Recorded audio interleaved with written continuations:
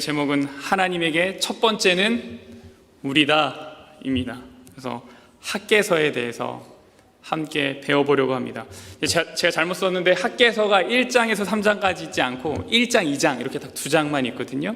그래서 여러분이 마음 잡고 또 말씀 들으시고 난 후에 집에 가서 한번 또 다시 한번 읽어보시면 또 다른 은혜가 있을 줄 믿습니다.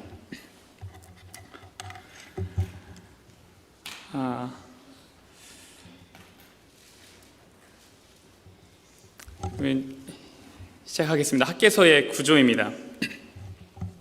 학개서는 2장으로 구성되어 있는 짧은 성경책인데 아주 간단합니다. 첫 번째 하나님 말씀이 임하고, 두 번째 하나님 말씀이 임하고, 세 번째 하나님 말씀이 임하고, 네 번째 하나님 말씀이 임합니다. 근데 제가 오늘 다루고자 하는 이 주제는 첫 번째 하나님의 말씀의 임함이랑 두 번째 하나님 말씀의 임함까지의 내용입니다. 세 번째, 네 번째는 살짝 내용이 달라서 좀 이렇게 집중하기 위해서 첫 번째, 두 번째 하나님 말씀 임함 부분에 대해서 좀 살펴보려고 합니다. 유다 나라의 역사를 먼저 좀 살펴볼 필요가 있습니다. 여러분, 학개서가 뭐에 관한 책인지 혹시 대략적으로 알고 계십니까? 이제 성전 건축에 관한 내용입니다. 그래서 그 성전 건축 앞두고 목사님들이 주로 하는 설교가 요 학개서입니다. 근데 이제 성전 건축에 관한 내용인데 그러려면 먼저 이 유다의 역사를 좀 알아야 됩니다. 유다라는 나라는 솔로몬 이후에 남방 유다랑 북방 이스라엘로 나눠지게 됩니다. 그리고 북방 이스라엘은 기원전 721년에 아수르에 의해 멸망되고, 남방 유다는 기원전 586년에 바벨론에 의해 멸망이 됩니다. 그리고 유다 나라는 바벨론의 포로로 잡혀가게 됩니다.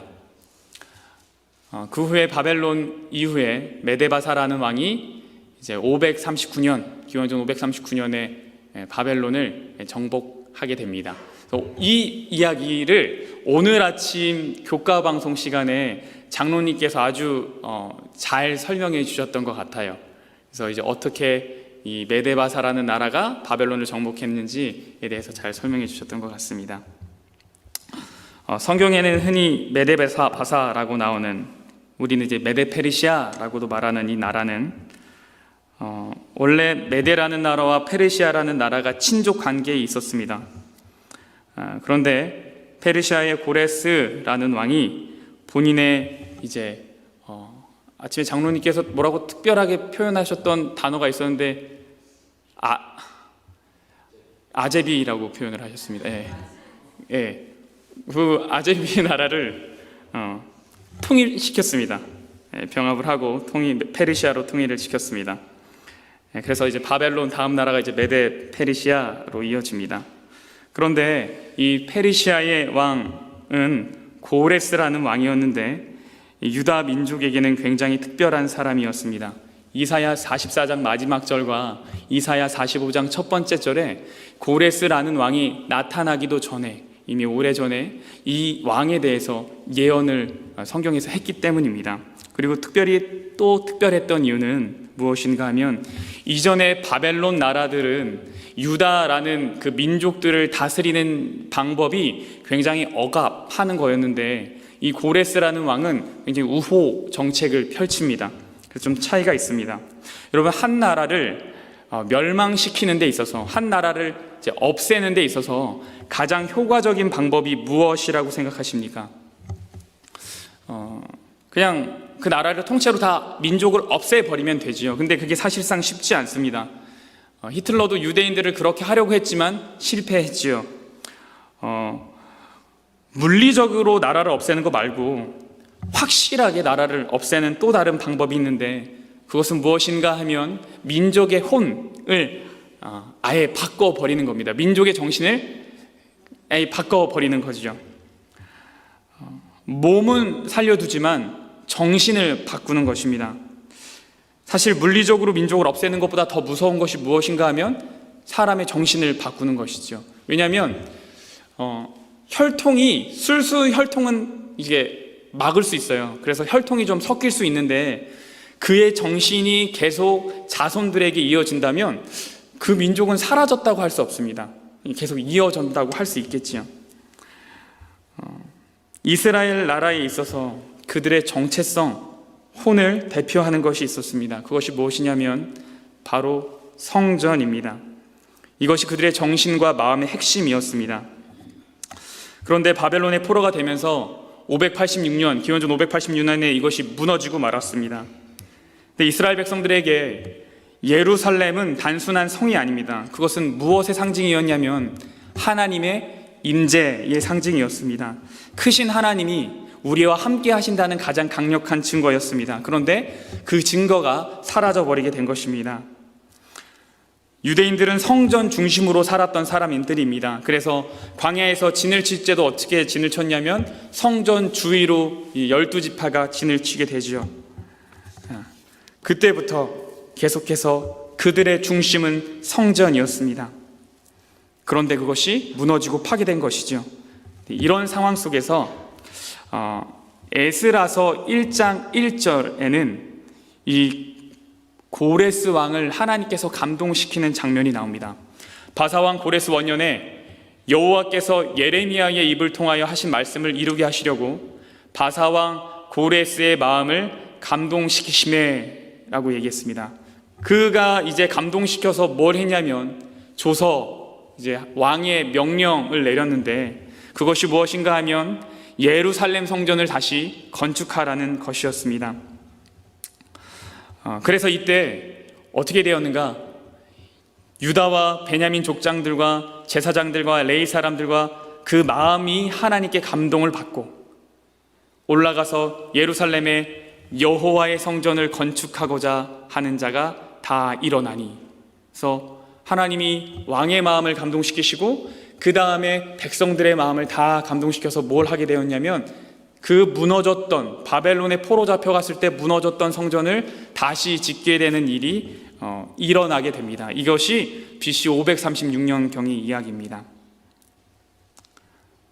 그런데 이 성전 건축이 멈추어 버렸습니다. 얼마 안 가서 멈추어 버렸습니다. 바벨론이 멸망하고 고레스 왕의 성전 재건 명령이 떨어지고 그 다음에 성전 건축이 시작하고 얼마 되지 않아 곧 중단되었습니다. 그리고 나중에 14년이 흐른 후에 이 성전 건축이 다시 시작되었는데 학계서는 어디 있는 책인가? 딱 여기 있는 책이에요. 성전 건축을 하라는 명령이 떨어졌고 이 이스라엘 백성들, 유다 민족들의 어떤 하나님의 인재의 상징인 것을 다시 지을 수 있는 너무나 소중한 기회, 정말 하나님께서 예언하셨기 때문에 받을 수밖에 없었던 그 기회를 이들이 얻었는데 그것이 중단되어 버렸어요. 그리고 그때 하나님이 학계 선지자를 통해서 말씀하신 내용, 그 내용을 오늘 우리가 같이 살펴보려고 합니다. 여러분, 왜 성전 건축이 중단되었을까 궁금하지 않으십니까? 왜 좋지 않았는가? 그 내용이 이 에스라서에 잘 나와 있습니다. 에스라서 4장 1절 읽겠습니다. 사로잡혔던 자들의 자손이 이스라엘의 하나님 여호와의 성전을 건축한다 함을 유다와 베냐민의 대적이 듣고라 그랬어요. 사로잡혔던 자들의 자손이 누구일까요? 바벨론으로 사로잡혀갔던 유다 민족들의 자손, 그 유다 민족을 말하는 거예요. 그 유다 민족이 하나님 여호와의 성전을 다시 건축한다 함을 유다와 베냐민의 대적이 듣고라 그랬는데, 이 유다와 베냐민의 대적은 누군가 하면 바로 사마리아인들을 말합니다. 여러분, 사마리아인들 잘 아십니까? 우리가 예수님의 이야기, 요한복음 4장에 보면 유물가의 한 여인의 이야기가 나옵니다. 그 여인이 사마리아 여인입니다. 근데 이 여인이 예수님과 대화하는 과정 가운데 뭐라 그래요? 어찌 사마리아인에게 물을 달라 하십니까? 라는 말을 하죠. 그 얘기는 뭐냐면 유대인과 사마리아 민족 간의 관계는 좋았다, 좋지 않았다? 좋지 않았다라는 말입니다. 또 다른 이야기 중에 선한 사마리아인에 관한 이야기도 있는데 그 내용의 주된 흐름도 결국은 뭐예요? 유대인과 사마리아인은 관계가 좋지 않았다 이야기입니다. 왜 좋지 않았는가? 이거는 아주 오래전부터 시작된 겁니다. 예수님 이전부터. 이 이야기 훨씬 전부터 시작입니다. 열왕기하 17장에 보면 아수르라는 왕이 나라가 북이스라엘을 정복하고 이스라엘을 자손을 대신해서 이 사마리아 성읍을 그의 수도로 삼았습니다. 그리고 거기에 뭘 했냐면 민족들, 자기 아수르 민족들의 이주 정책을 펼쳐가지고 원래 있었던 유대인들의 그 혈통들이 다 섞여져 버리고 바뀌어져 버렸습니다. 그때부터 혼혈족이 된 사마리아인들은 혼합 종교를 신봉하고 산에 성전을 세우게 되지요. 이로 인해서 사마리아인에 대한 유대인들의 적대감이 생기게 됩니다. 그래서 이들이 이제 나와서 이렇게 말하는 겁니다. 스룹바벨과 족장들에게 나와 이르되, 이 스무룹바벨이 누구냐면 그때 당시 유다 총독입니다. 우리도 너희와 함께 건축하게 하라. 이 사마리아 사람들이 말하는 거예요. 야, 너희 하나님 성전 건축한다며? 나도 그거 같이 짓자 라고 말한 겁니다. 그러면서 뭐라고 얘기했냐면, 우리도 너희같이 너희 하나님을 찾노라. 야, 나도 너네가 믿는 하나님 믿지. 나도 같이 성전 짓고 싶어 라고 말하는 겁니다. 아수르왕 햇살 하더니 우리를 이리로 오게 한 날부터 우리가 하나님께 제사를 드리노라 하니, 우리가 그때부터, 우리가 여기 올 때부터 사실은 하나님을 예배하고 있었지. 그러니까 우리도 같이 성전 짓는 거 뭐 하자, 같이 하자라고 말하는 겁니다. 근데 문제가 있었습니다. 이들이 우리 하나님께 제사를 드리긴 드리는 건데 이들은 그 하나님만 섬기지는 않았습니다. 그러니까 여러 신들도 섬기고 그들의 방식대로 섬기고 막 그랬습니다. 그러면 어떻게 해야 됩니까? 이거 같이 하자고 그래야 되는 거예요? 안 하자고 그래야 되는 겁니까? 3절에 뭐라고 그래야 되냐면, 스룹바벨과 예수아와 기타 이스라엘 족장들이 이르되 우리 하나님의 성전을 건축하는데 너희는 우리와 상관이 없느니라. 바사왕 고레스가 우리에게 명령한 대로 우리가 이스라엘의 하나님 여호와를 위하여 홀로 건축하리라 하였더니 라고 말을 합니다. 여러분이 사마리아 사람이라면 여러분 기분이 어떠시겠습니까? 그래, 맞죠, 내가 사실은 잘못했지, 그리고 이제 알아서 져라 이렇게 하지 당연히 못했겠지요. 그러더니 이 사람들이 아니나 다를까 굉장히 치사한 방법을 사용하기 시작하는데, 이로부터 그 땅 백성이 유다 백성의 손을 약하게 하여 그 건축을 방해하되, 어떻게 방해를 했는가? 바사왕 고레스의 시대부터 바사왕 다리오가 즉위할 때까지 관리들에게 뇌물을 주어 그 계획을 막았으며 라고 그랬어요. 이 사람들이 어떻게 그 계획을 많이 하냐면 너무 배가 아픈 겁니다. 성전 건축 같이 하고 싶은데 지네들만 순수하다고 얘기하고 자기들이 성전 짓는다고 하고, 그래서 고민 끝에 한 게 뭡니까? 뇌물을 써가지고 그 관리들을 살살 꼬시는 겁니다. 그래가지고 뭐예요? 야, 이거 좀 이상해, 이거 뭔 규격이 안 맞아, 이거 저 사람들 중에 합당하지 않은 사람들이 건축을 하는 것 같아. 그래서 온갖 핑계를 다 대면서 관리들을 구워 삶아가지고 계속 뇌물을 주는 겁니다. 그래서 성전 건축이 더뎌지게 되고 마침내 중단되게 되는 거죠. 그렇게 몇 년의 시간이 흘렀는가? 14년의 시간이 흘렀습니다.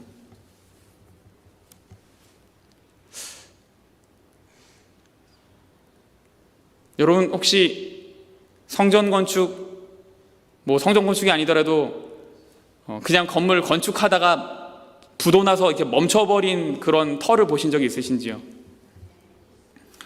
네. 그러면 이제 시간이 흐르면 1, 2년만 지나도 어떻게 됩니까? 철골 구조가 다 녹이 슬고 거기에는 온갖 애들이 와가지고 나쁜 짓 여러분이 생각하시는 그런 나쁜 짓 많이 하고, 그리고 풀도 막 자라고 짐승들도 와서 다 하고, 지금 하나님의 성전 건축 기초 닦아놓고 막혀버려서 하나님의 성전 터가 그렇게 된 상태로 시간이 오랜 시간 지난 겁니다. 바로 이때 하나님의 말씀이 학개 선지자에게 임하게 되는 거죠. 하나님이 이렇게 말씀하십니다. 다리오 왕 제2년 여섯째 달 그 달 초하루에 여호와의 말씀이 선지자 학개에게 임하여 이르시되 이 성전이 황폐하였거늘 너희가 이때에 판벽한 집에 거주하는 것이 옳으냐? 이스라엘 백성들에게 하는 하나님의 질문은 이것입니다. 야, 하나님의 집은 이렇게 보잘것없고 볼품없는데 너희가 이 판벽한 집을 어떤 학자들은 판으로 되어 있는 집이라고도 말하는데 그냥 쉽게 이해하시면 뭐냐면 꽤 살기 괜찮은 집이라고 보시면 됩니다. 겉으로 볼 때 허우대 멀쩡한 집 이렇게 보시면 되는데, 야, 내 집은 이렇게 볼품이 없는데 너희가 그렇게 멀쩡하고 괜찮은 집에 사는 것이 옳으냐? 라고 질문하시는 겁니다. 내 집은 이 모양인데 너희 집은 뭐냐? 그러면서 이렇게 살면 안 되는 이유에 대해서 하나님이 말씀하십니다. 그것이 6절, 7절입니다. 너희가 많이 뿌릴지라도 수확이 적으며 먹을지라도 배부르지 못하며 마실지라도 흡족하지 못하며 입어도 따뜻하지 못하며 일꾼이 삭을 받아도 그것을 구멍 뚫어진 전대에 넣음이 되느니라. 뭐라 그럽니까? 야, 너희가 아무리 고생하고 아무리 수고해도 그거 다 의미 없을걸? 이라고 말하는 겁니다. 그러면서 하나님이 뭐라 그러셨냐면 너희는 자기의 행위를 살필지니라 이렇게 말해요. 그래서 사실 그 전에 5절 마지막 절에도 뭐라면 너희의 행위를 살필지니라 이렇게 말씀하십니다. 야, 너희 지금 뭐 하고 사는지 좀 봐봐라 야, 이렇게 말씀하시는 거지요. 여러분, 하나님이 지금 너무 배가 아파서 이렇게 이스라엘 백성, 유다 백성들한테 말씀하시는 것일까요? 하나님이 내가 있을 집이 좀 그럴싸하고 멀쩡해야 되는데 이 밤에 비도 새고 그 다음에 좀 춥고 동물들도 막 오고 이런 것이 영 못마땅하셔가지고 하나님이 이스라엘 백성들, 유다 백성들한테 좀 집 좀 잘 지으라고 말씀하시는 걸까요? 왜 하나님이 성전을 다시 지으라고 하시는 걸까요? 이것을 알기 위해서는 왜 성전이 처음 지었는지를 알면 됩니다. 맞습니까? 네. 왜 성전을 다시 지어야 되는지를 알려면 왜 성전이 처음 지어졌어야 되는지도 알면 됩니다. 그러면 그 성전이 처음 지어졌던 때로 한번 가보면 될 것 같아요. 성경에 성소라는 단어가 제일 처음 쓰여진 곳이 어디냐면 출애굽기 25장 8절입니다. 뭐라 그러셨냐면 내가 그들 중에 거할 성소를 그들이 나를 위하여 짓되 라고 말씀하셨어요. 내가 누구냐면 하나님입니다. 그들은 누구냐면 이스라엘 백성들입니다. 하나님이 지금 이스라엘 백성들한테 이렇게 말씀하시는 거예요. 야, 내가 지금 너희들 가운데 좀 있고 싶다. 내가 있을 집을 좀 만들고 싶다. 그런데 그 집 너희가 나를 위해서 좀 만들어 주겠니? 라고 말씀하시는 거예요. 여러분, 하나님이 전능하신 하나님이죠. 하나님은 모든 것을 그냥 입김으로도 다 하실 수 있는 하나님이죠. 그러면 하나님이 정말 그냥 거하실 자리가 필요하면 야, 얘들아 비켜봐, 좀 저리 가봐. 그냥 번개 한번 번쩍이고 바람 한번 훅 불어주면 애들이 터 쫙 만들어주면 그 다음에 뭐 하면 됩니까? 자기 집 만들면 돼요. 그리고 거기 지내시면 됩니다. 근데 하나님 그렇게 하지 않으셨다고요. 어떻게 하셨냐면 얘야, 내가 지금 너랑 같이 살고 싶은데 그 자리 나를 위해서 만들어 주겠니? 라고 말씀하셨다는 거예요. 무슨 말인가 하면 야, 정철아, 내가 오늘 네 마음에 같이 거하고 싶은데 그 마음에 나를 위한 자리 네가 좀 만들어 주겠니? 라고 하시는 거라고요. 여러분, 혹시 예수님이 문을 두드리고 계신 집 그림을 보신 적이 있으신지요? 그 그림의 특징이 뭔지 아십니까? 바깥에 문고리가 없다는 게 그 그림의 특징입니다. 예수님은 뭐 하고 계시죠? 문을 두드리고 계시죠. 왜냐하면 그 문은 안에서만 열리거든요. 무슨 말이냐면 내가 마음을 열지 않으면 그 안에 결코 하나님이 들어가실 수 없다라는 말입니다. 그러면 성전이 왜 지어졌는지를 알 수 있어요. 하나님은 그냥 있을 곳이 필요한 것이 아니라 이스라엘 백성들과 관계 맺고 싶었던 겁니다. 야, 내가 네 마음에 들어가고 싶다. 야, 내가 너랑 같이 살고 싶다. 근데 나를 위한 자리 너가 좀 만들어줄 수 있겠냐? 이것이 하나님의 마음이었어요.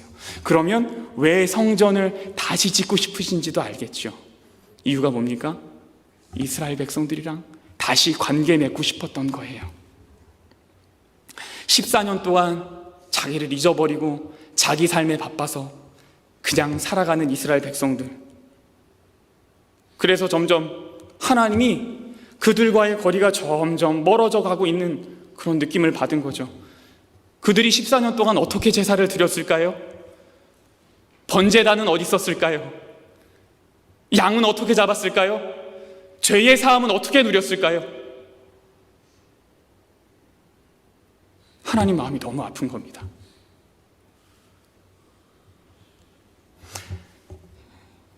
하나님이 유다 민족들에서 이렇게 말씀하십니다.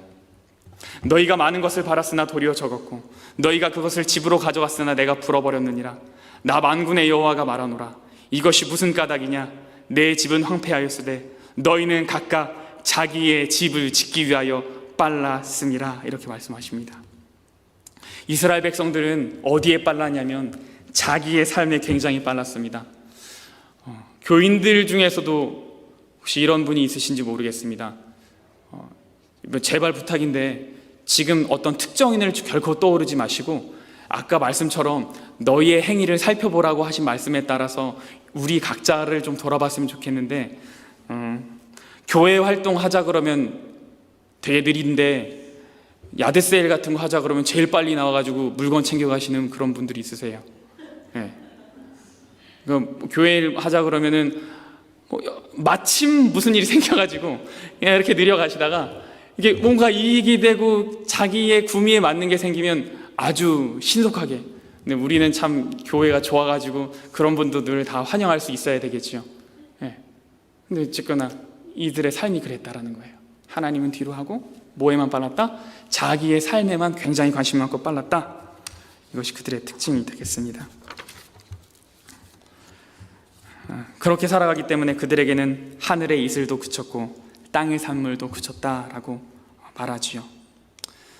하나님이 관계를 다시 쌓기를 원하셔서 백성들에게 말씀하십니다. 뭐라 그러셨냐면 이 8절에 전에 8절에 뭐라 그러냐면 너희는 산에 올라가서 나무를 가져다가 전을 건축하라. 그리하면 내가 그로 인하여 기뻐하고 또 영광을 얻으리라. 나 여호와가 말하였느니라 라고 말씀을 하십니다. 산에 올라가서 나무하다가 나 있을 곳, 내가 너랑 다시 만날 곳, 그거 나를 위해서 좀 만들어 주겠니? 라고 말씀하시는 거죠. 여러분, 그러자 정말 전에 없던 부흥이 이 이스라엘 백성과 지도자들에게 나타납니다. 선지자들이 이야기할 때 백성들이 그것에 대해서 반응했던 적이 사실 없습니다. 네. 막 온 민족들이 그때 모였던 모든 무리들이 반응했던 때가 학계의 선지자 외엔 딱 하나밖에 없어요. 그게 언제냐면 저희가 어제 다뤘던 요나. 이방 민족 니느웨 백성들이 요나가 이야기한 기별 듣고 왕부터 저희가 이제 안식일 해지고 일몰 예배 때 잠깐 보겠지만 그때 외에는 유다 민족들이 이렇게 반응한 적이 없습니다. 근데 학계가 다 말하니까 어떻게 됐냐면 이렇게 됐습니다. 스알디엘의 아들 스룹바벨과 여호사닥의 아들 대제사장 여호수아와 남은 모든 백성이 그들의 하나님 여호와의 목소리와 선지자 학계의 말을 뭐 했다고요? 들었으니 이는 그들의 하나님 여호와께서 그를 보내셨음이라. 백성이 다 여호와를 경외하매 라고 말했습니다. 이 사람들이 학계의 선지자의 말을 들었습니다. 왜 들었냐면 그가 하나님이 보내셨다라는 걸 그들이 믿었기 때문입니다.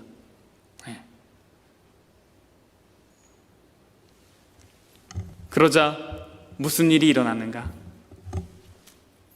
이렇게 일이 일어났습니다.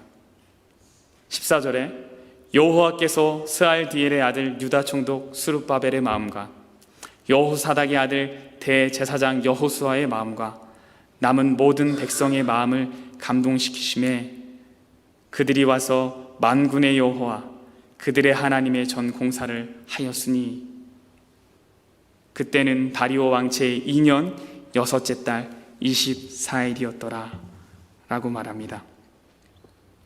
하나님이 백성들의 마음을 터치하시는데 굉장히 세밀하게 만지시는 거예요.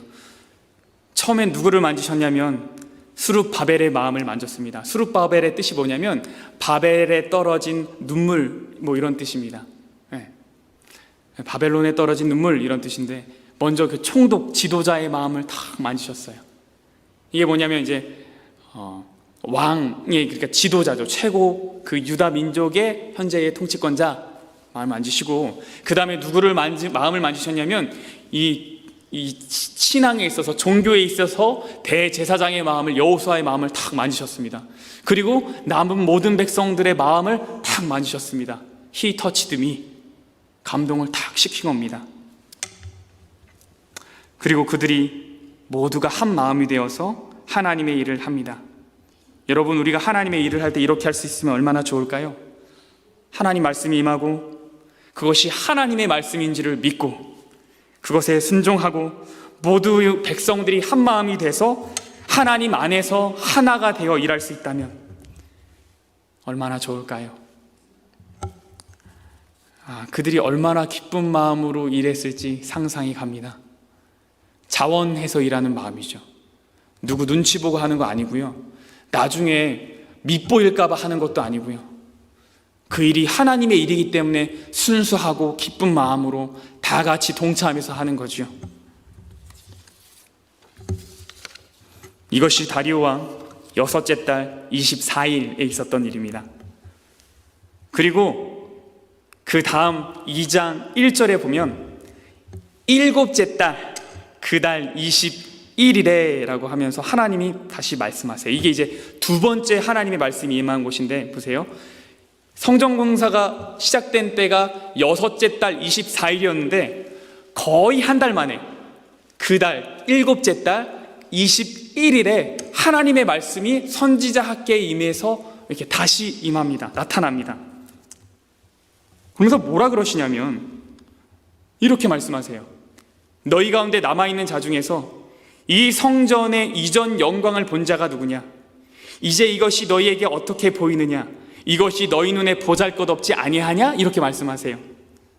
근데 이때가 언제냐면 초막절 마지막 날, 그러니까 백성들이 다 바쁘게 명절 치르고 그러면서 성전 건축은 계속 되어지고 있을 때거든요. 근데 그때 하나님의 말씀이 다시 학계에 딱 임하셔서 하는 말씀이 뭐냐면 이거예요. 야, 너희 중에 이전의 영광, 이전 성전의 영광을 본 자가 있느냐? 누구냐? 이것이 너희에게 어떻게 보이느냐? 지금 너희가 짓고 있는 이것이 너희 눈에 보잘것없지 않냐? 이렇게 말씀하시는 겁니다. 여러분, 이 질문이 어떻게 느껴지십니까? 이렇게 읽으면 하나님이 이전 성전과 굉장히 비교하는 것처럼 보이지요. 이전 성전이 뭐냐면 바벨론 때 무너졌던 성전, 그러니까 누구의 성전이냐면 솔로몬의 성전입니다. 네. 여러분, 솔로몬 성전이 얼마나 화려하고 멋있었는지 여러분 이제 인터넷에서 조금만 찾아보면 아실 텐데, 제가 이게 비교해보면 이렇습니다. 왼쪽에 있는 것이 수룹바벨이 그때 지었던 성전입니다. 그리고 오른쪽의 성전이 무슨 성전이냐면 솔로몬 성전입니다. 요세푸스라는 역사학자는 뭐라 그랬냐면 높이 차이만 2배가 훨씬 넘는다 그랬습니다. 그러니까 뭐 형편없는 거죠. 근데 여러분, 하나님이 이거 두 개 비교하시면서 이렇게 말씀하시는 것일까요? 하나님이 이렇게 말씀하신 이유가 있습니다. 성전 파괴된 지 꼭 70년이 아직 경과하지 않았던 때이기 때문에 살아있는 노인들 가운데 특별히 어떤 이들은 그들이 어렸을 때 이전의 성전을 보았을 가능성이 충분히 있습니다. 그러니까 어떤 주석가는 뭐라 그랬냐면 학계 자신도 이전 성전을 보았을 만큼 충분히 나이가 들었을 것이다 라고 말하는 그런 신학자도 있습니다. 그러니까 솔로몬 성전의 장엄한 영광과 이 건물의 실망스러운 외관의 차이는 15년 전 기초를 놓았을 때 그들이 느꼈던 것과 깊은 슬픔을 백성들에게 안겨주었을 것이다 라고 화인 여사가 이렇게 말하고 있습니다. 그리고 실제로 이 성전을 보고 울었던, 수룹바벨이 지었던 성전을 보고 울었던 사람들이 에스라서에 나옵니다. 모든 백성이 여호와의 성전 기초가 너임을 보고 여호와를 찬송하며 큰 소리로 즐거이 부르며, 제사장들과 레위 사람들과 나이 많은 족장들은 첫 성전을 보았으므로, 이 첫 성전이 어떤 성전입니까? 솔로몬 성전. 이제 이 성전의 기초가 놓임을 보고 뭐 했냐면, 야, 성전이 다시 지어지는구나 하고 좋아하지 아니하고 뭐 했다고요? 대성통곡하였으나 여러 사람은 기쁨으로 크게 함성을 지르니 이랬어요.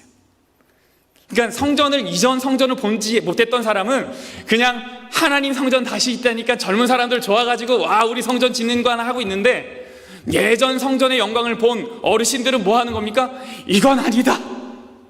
내가 지었던 하나님의 성전, 내가 예배드렸던 성전은 이러지 않았다 하고 막 우시는 거예요.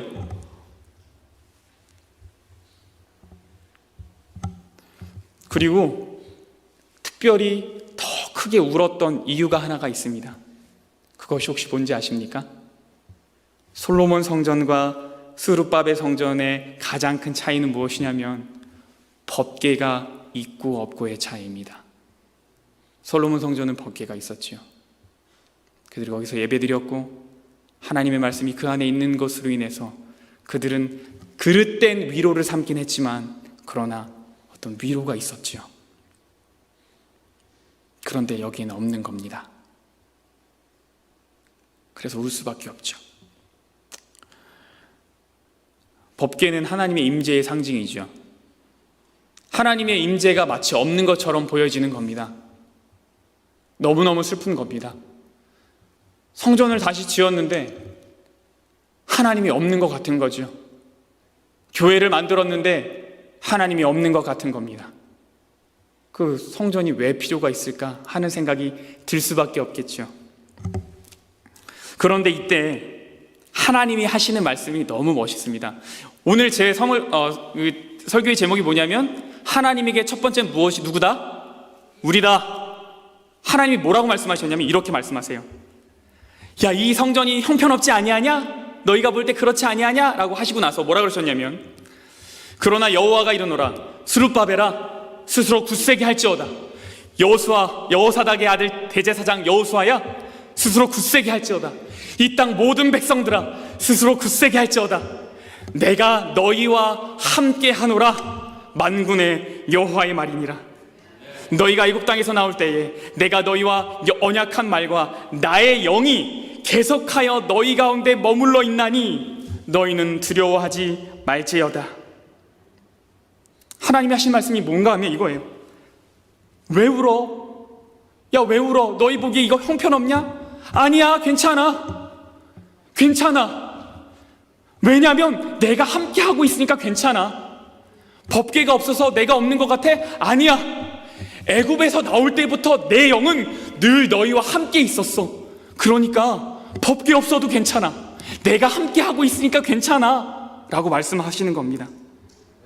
한 달 만에 나타나셔서 하시는 말씀이 뭐였냐면, 야, 일 얼마만큼 진행됐어? 내 집 좀 잘 짓고 있어? 야, 여기 왜 이래? 구역이 틀렸잖아. 규정 좀 맞춰. 여기는 화장실 왜 이래? 뭐 이런 식으로 따지기 위해서, 하나님이 감독하기 위해서 나타나신 게 아니라 한 달 만에 나타나셔서 하는 말씀이 만들면서 너무 슬퍼하니까, 너무 보잘것없어서 괴로워하는 것 같으니까 하나님이 나타나서 하시는 말씀이 뭐냐면, 괜찮아. 그래도 괜찮아. 내가 함께 있으니까 괜찮아 라고 말씀하시는 거라고요.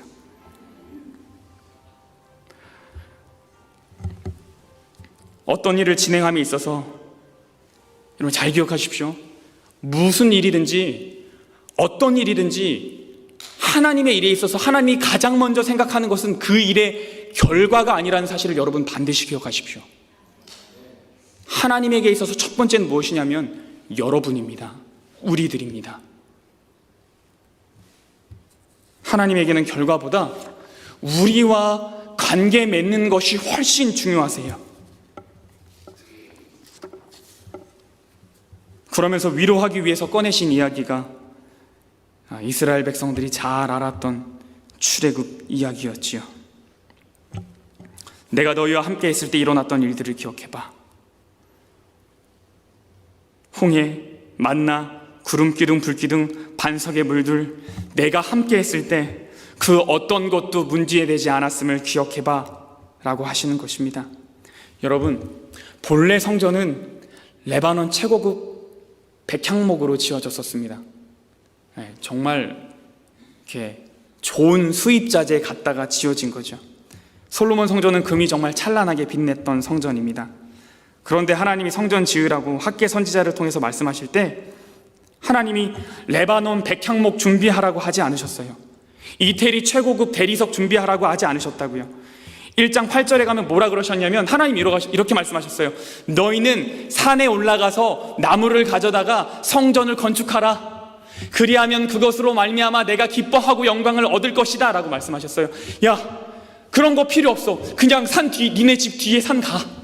거기서 산에서 나무 해와. 그래서 만들어도 돼. 그것만으로도 내가 너무 기쁠 거야.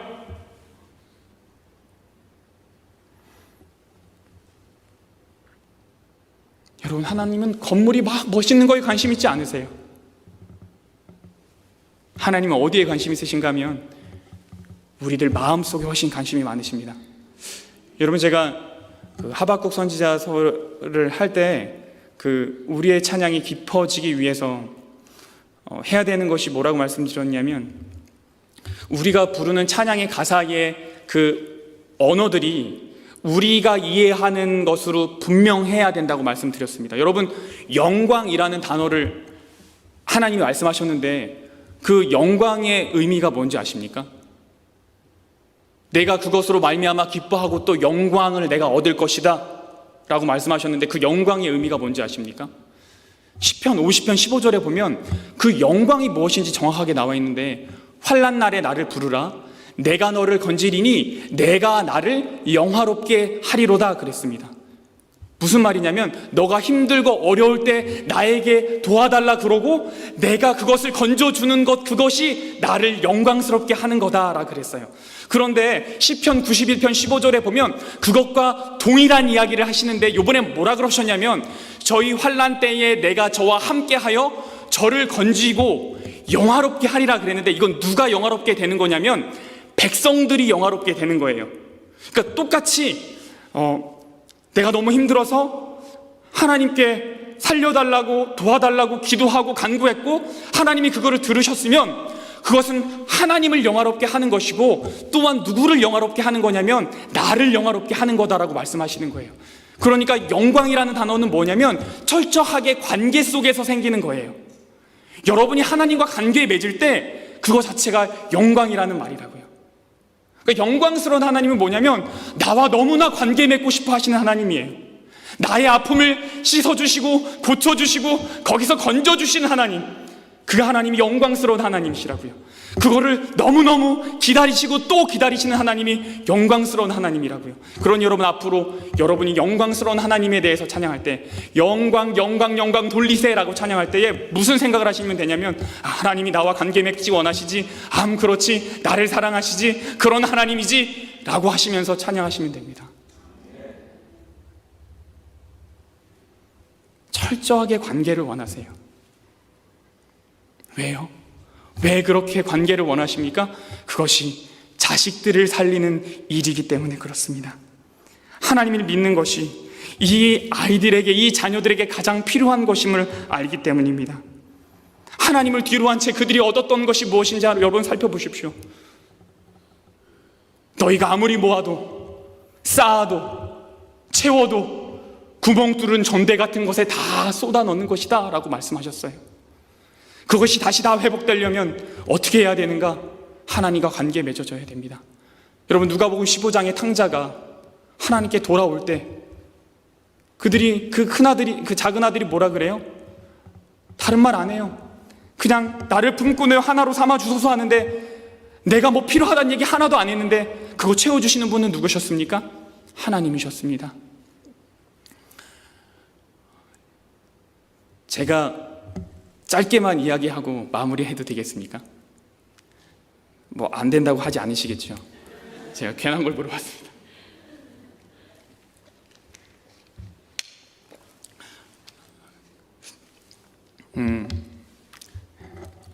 제 개인적인 이야기인데, 저희 부모님을 통해서 만난 하나님, 그래서 하나님에겐 우리가 가장 첫 번째구나라는 걸 알았던 그런 순간이 있어서 말씀을 드리려고 합니다. 제가 고3 때 형이 백혈병에 걸렸습니다. 저희가 형이 있고 제가 있는데 딱 둘이 있는데,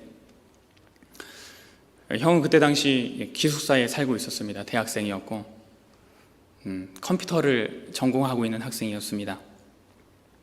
근데 제가 고3에 이제 학교 고시원이라는 곳이 있었습니다. 기숙사랑 비슷한데 그냥 공부하고 싶은 아이들을 일주일 동안 같이 먹고 자면서 지낼 수 있는 곳이었습니다. 근데 전화를 하는데, 집에 전화를 걸었는데 부모님이 형이 많이 아픈 것 같다고, 좀 큰 병원으로 가봐야 될 것 같다고 이렇게 말씀하셨습니다. 근데 어머님은 뭐라 그러셨냐면, 근데 그 검사 결과가 나오는 날을 제가 전화를 드렸는데 어머니가 목소리가 막 울먹울먹 하시더니, 형한테는 말하지 마. 그러더니 어머니가 형 백혈병 걸린 것 같아, 이렇게 말씀하시는 거예요. 근데 이제 정확한 결과가 나오기까지 시간이 좀 있었습니다. 그리고 제가 부모님을 만나러 갔는데 부모님이 검사 결과가 나올 때까지 아무것도 드시질 않으셨어요. 물만 드셨습니다. 식음을 전폐하셨어요. 그리고 검사 결과가 딱 나왔고 의사를 만났는데 의사가 뭐라 그랬냐면, 살 수 있는 방법이 있습니다, 딱 그렇게 얘기해 줬어요. 그러더니 바로 부모님이 집 앞에 삼계탕집 가셔서, 저희 부모님 교회 안 다니셨거든요. 바로 삼계탕 한 그릇 잡수시더니, 그럼 이제 살려야지. 그러면 뭐라 그러셨냐면, 이제부터 우리 집은 아들 살리는 일에 모든 일을 다 한다, 이렇게 말씀하셨어요.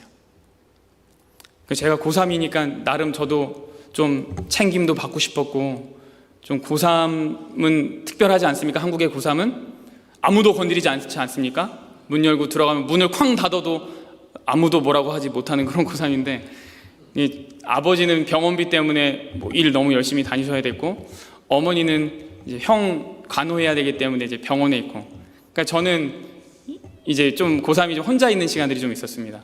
그래서 학교 끝나고 집에 가면 이제 햇반 같은 거 사가지고 가가지고 이제 집에서 먹기도 하고. 근데 이제 형이 치료를 받기 위해서 뭘 했어야 됐냐면, 골수 이식이라는 걸 하면 형이 살 수 있다고. 근데 다행히 골수가 맞아가지고 제가 형한테 고3 때 골수 이식을 해줬고, 지금은 이제 건강하게 이제 잘 회복했고, 그 모든 일들을 통해서 형도 이제 신앙을 갖게 되고, 저희 어머니도 그 과정을 통해서 신앙을 갖게 되셔서 지금은 교회에 잘 출석하고 계십니다. 근데 어머니가, 제가 이제 신학과 가고 나서 이제 다 침례를 받으셨는데, 제가 그 병원에 있으면서 내가 앞으로 뭘 해먹고 살아야 될까 했는데, 제가 그때 학교에서 그리고 선생님들한테 그리고 교회에서 받았던 도움들이 너무 크고 은혜가 너무 많았어요. 그래서 제가 한 2달 정도 학교를 이제 반만 다니면서 이렇게 쉬면서 내가 뭘 해야 될까라는 생각을 하다가 이렇게 신학을 배워보고 싶다, 하나님 좀 잘 배워보고 싶다라는 생각에 신학을 결정하게 됐는데, 근데 형이 이제 치료를 받기 위해서는 골수 이식을 해야 된다 그랬는데, 그러려면 온몸에 있는 그 나쁜 균들을 다 이렇게 없애야 되나 봐요. 제가 전문적인 지식은 없어서 잘 모르겠지만, 백혈병이라는 병이 미성숙한 백혈구가 너무 많이 생기는 병이 백혈병이라 그래요.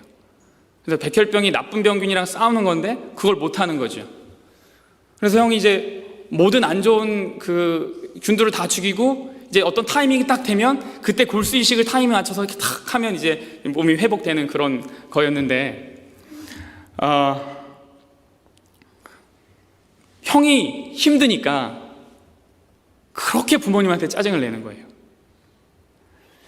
형이 있는 방에 가려면 제가 문을 7개인가 8개를 통과해야지, 엘리베이터에서 나오면서 문을 한 8개를 지나야지 형을 만날 수 있습니다. 유리창 안에 있는 형. 근데 그 안에 제 침대 있고 변기도 같이 있는데, 형이 화장실을 가야 되는데 어떻게 가냐면 변기가 바로 있는데 1시간에 걸려서 화장실에 가는 거예요. 왜냐면 몸에 모든 기운이 없으니까, 내가 요만큼 먹었으니까 이때쯤 되면 내가 자연스럽게 화장실에 가겠구나 하고, 그때부터 이제 아주 조금씩 이렇게 가는 거예요. 그러니까 본인이 너무 힘드니까 부모님한테 너무 짜증을 많이 내는 거예요, 형이. 근데 제가 이렇게 옆에서 그걸 보다 보니까 저는 안 아픈 거 아닙니까? 형이 아프니까 아픈 마음을 제가 모르죠. 얼마나 아픈지 알겠습니까?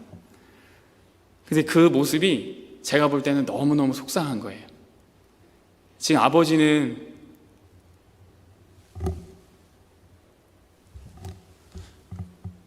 아버지는 막 일 다니시고 어머니도 고생하시고 그러는데 형이 막 짜증을 내니까.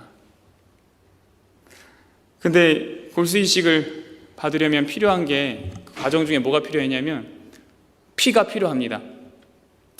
헌혈을 받아야 되는데, 이 헌혈이 뭐냐면 그냥 피팩이 아니라 혈소판 헌혈이라는 걸 합니다. 이 혈소판 헌혈은 이 혈소판의 역할이 혈액을 굳게 하는 거라고 하더라고요. 그래서 이거는 이렇게 팩에 받았다가 줄 수 없고 사람이 바로 줘야 됩니다. 저희 형이 A형이었는데 형 A형 혈액형과 조직이 맞는 사람들이 좀 있어야 돼요. 그래서 의사가 갑자기 이러는 겁니다. 내일은 3명이 필요합니다. 그럼 어머니가 그날 바로 3명을 찾아야 돼요. 근데 그 사람이 직접 와가지고 1시간, 2시간 피를 줘야 되니까 너무 힘든 겁니다.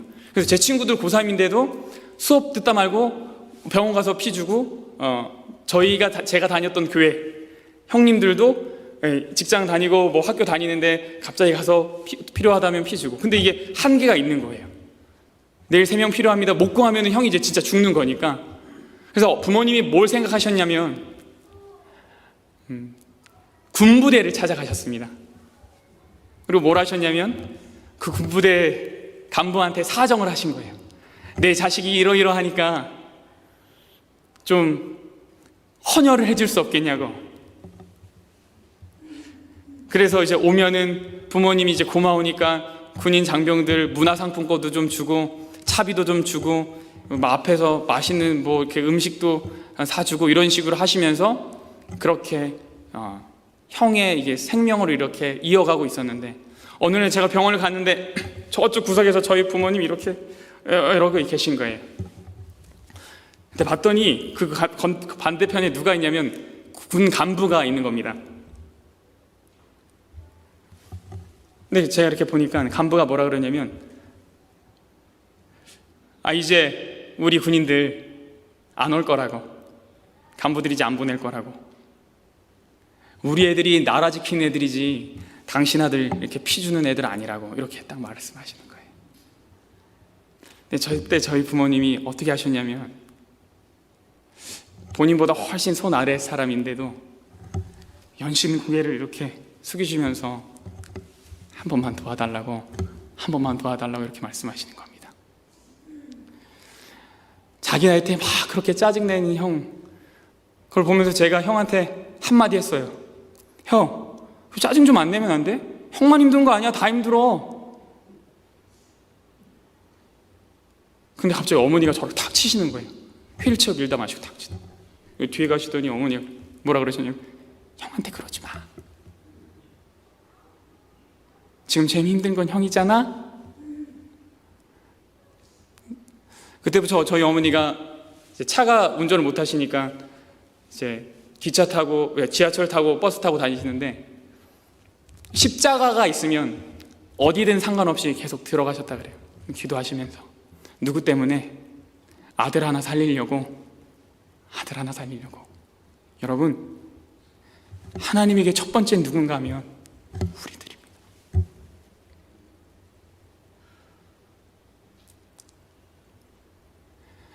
뭐 이렇게 멋지게 어떤 큰 결과를 우리에게 받은 사명이 있지만, 그러나 그 사명도 왜 주어졌냐면 다른 자식 때문에 주어진 거예요. 그거를 꼭 기억하셨으면 좋겠습니다. 하나님에게 첫 번째는 우리들입니다. 그런 여러분, 늘 기쁜 마음으로 신앙생활 하시고, 늘 기쁜 마음으로 교회 일 참여하시고, 무엇이 됐든지 간에 하나님의 말씀이 임하면, 목사님께서 이렇게 딱 말씀하시면 마음을 다 모아가지고 전심으로 자원하는 마음으로 도우시면서, 나에게 하나님은, 그 크신 하나님, 온 우주를 만드신 하나님은 이 지구라는 조그만 땅에 있는 이 나를 첫 번째로 삼으셨지 라고 기뻐하시면서 매일매일 살아가는 우리 모두가 되었으면 좋겠습니다. 말씀을 드리겠습니다. 하나님, 이것 말고도 우리를 사랑하신다는 이야기들이 성경 안에 얼마나 많이 있겠습니까? 그리고 우리 삶 가운데 얼마나 많이 펼쳐져 있겠습니까? 우리가 눈이 어둡고 마음이 어두워서 다 발견하지 못하는 그 모든 것들, 하나님, 더 듣고 싶고 더 알고 싶고 더 간직하고 싶사오니 계속하여 이곳에 함께하는 모든 이들이 하나님의 사랑을 발견하며 위로 얻고 하늘에서 주와 함께 사는 복을 누릴 수 있도록 인도하시기를 예수님 이름으로 기도합니다.